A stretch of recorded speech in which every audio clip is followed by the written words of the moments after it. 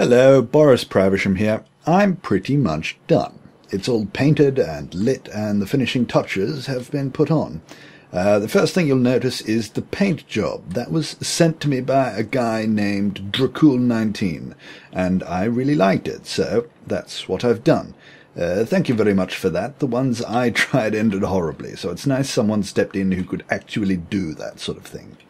Also a chap named Gothram, who I'm going to be working with a bit more in future as well, also popped over to fix my incompetent building of the rear door. He made sure both sides were equal and in sync, so that they were no longer out by a few millimeters like they were last time, so thank you for that as well.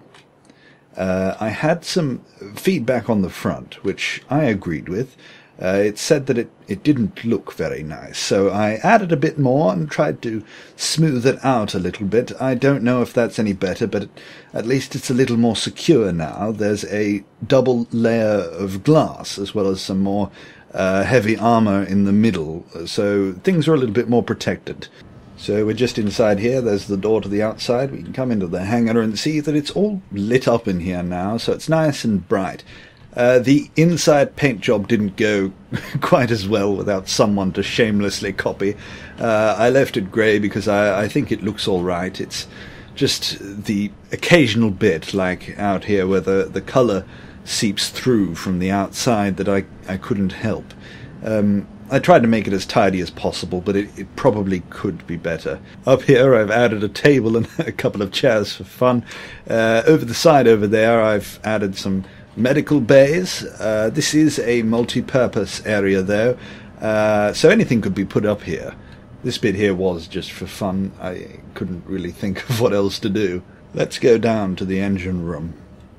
Down here, if we go through this room and into the belly area, I got some feedback, and so I removed the thrusters, including the large one. This means I can fit a bit more in here, including the landing gears again, so I can magnetically attach things to the floor in the hangar above. As you can see, I've also added a lot more storage. So this is truly a supply ship. Think of this kind of flying from mining site to mining site across your territory, collecting all the mined materials and maintaining and repairing anything that needs fixing along the way.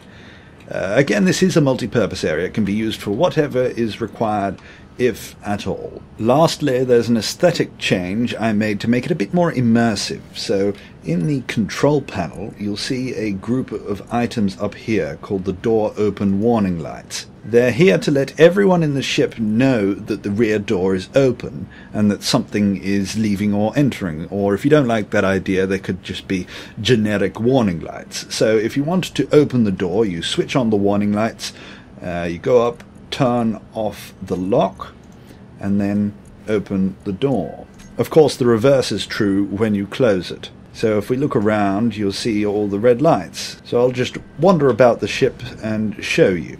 Here's the hole through here, all nice and red. And then upstairs, all the warning lights will let anyone up here know of what's happening, that out here the door is open.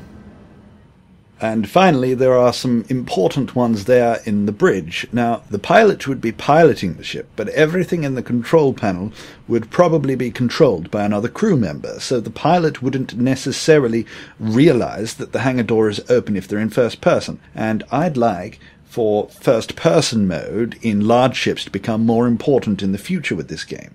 I think it kind of ruins the verisimilitude for me when I hop in the cockpit and, can suddenly see for miles around.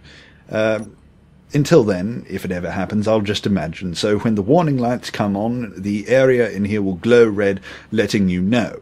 There's also another item in the grouping system up the top here called the cockpit light. This simply switches on the cockpit, the light above the cockpit, on and off. And I've done this, if we just switch off the warning lights as well, I've done this to keep it sort of nice and dim up here, because if you're going to be using these windows, you want it as dark as possible in here, and you don't want the cockpit light blinding you off of that. That's just a little thing I added for me. I think that's everything. I will be making one more video on this build after this, because I will hopefully be working with Gothram, who contacted me with an idea that I think could possibly be added to this ship in here, but that will be experimental, so it might end up failing utterly. Other than that, though, this is finished, so I hope you enjoyed this build. I will be starting another project tomorrow. I have a few ideas already, but if there's something you'd like me to try for this building series of mine, then I'll happily take suggestions. At the moment, I'm focusing more on constructing a fleet of vessels with different purposes. Also, consider this ship here as the base model, so if you want to add or change something, then go for it. I've liked seeing what people have done with the various stages so far, so keep them coming. You could probably also leave them in the comments section of the video more, though. I feel by just messaging or emailing me with what you've done, even if we play together regularly, means everyone else kind of misses out on your designs, but it's up to you. You can send them to me however you want. Hopefully this has given, people a few ideas for things to do yourself. Thank you for watching, and goodbye.